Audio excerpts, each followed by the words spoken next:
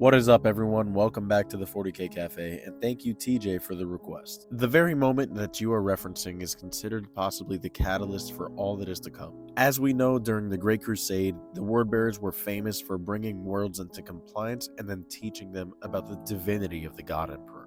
This is how they would crusade across the stars and bring worlds into compliance. Contrary to many of his brothers, Lorgar and his legion would stay on the planet after bringing it into compliance, nurturing it, teaching them of the divinity of the Emperor, rebuilding it, and creating mosques, cathedrals, and temples all dedicated to the Imperium and the Emperor. Obviously, the Emperor is not one that wanted to be worshipped in this manner. He had repeated on a multitude of occasions that he was but a man, not a god, a man.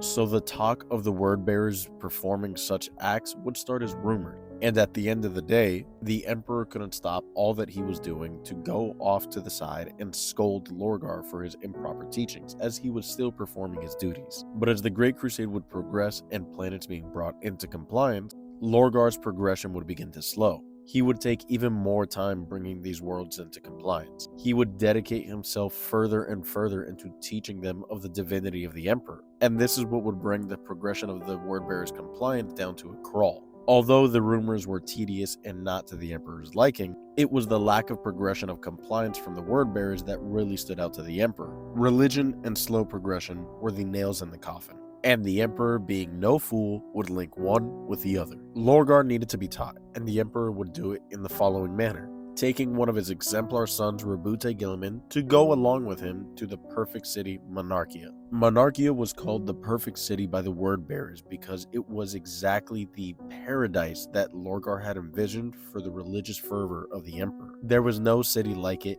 amongst any of the planets that he had conquered, and the Emperor would use this as the perfect example to set for Lorgar. Calling the Wordbearers back to Monarchia on the planet Kerr, here the Emperor would embarrass and scold the Wordbearers like never before.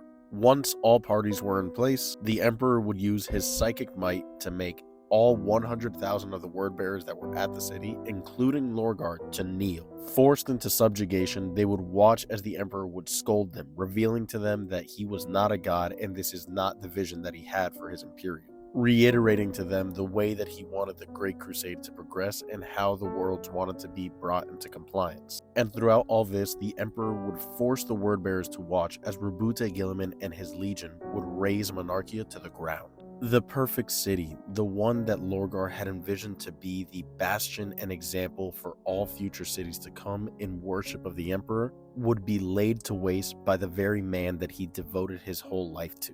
The razing of Monarchia was considered a stepstone for various situations. After all, it was the very foundation that created the burning hatred between the Wordbearers to the Ultramarines, and not to mention, more importantly, it is what created the melancholy behavior of Lorgar and caused him to seek out the truth of gods in the universe. Yes, Lorgar behaved against the Emperor's wishes, but if anything can be said about the burning of Monarchia, it is a prime example of one of the many reasons why people say that the Emperor is not a good father and could have handled things better. And in this situation, I agree. But let me know what you guys think. Thanks again, TJ, for the request. I hope you all enjoyed this video. Drop a comment if there's anything you guys want to hear about next, and as always, remember to follow for more.